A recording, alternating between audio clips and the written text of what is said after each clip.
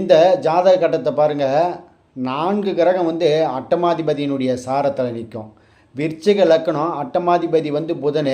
அவர் புதன் லக்கணத்திலே இருக்கிறார். புதன் சனி அந்த ரெண்டுமே கேட்டை நட்சத்திரத்தில் இருக்குது. ராகு ரேவதி நட்சத்திரத்தில் இருக்கிறாரு, அவரும் அட்டமத்தில் இருக்கிறாரு. சந்திரன் 9ல் தான் இருக்கிறாரு, அவர் ஆயில்ய நட்சத்திரத்தில் இருக்கிறாரு. இந்த மாதிரி இருக்கிறது. இவருடைய வாழ்க்கை கோர்ட்டு கேஸு வம்பு வழக்கு இந்த மாதிரி தொல்லைகள்லாம் இருந்துக்கிட்டே இருக்கும்.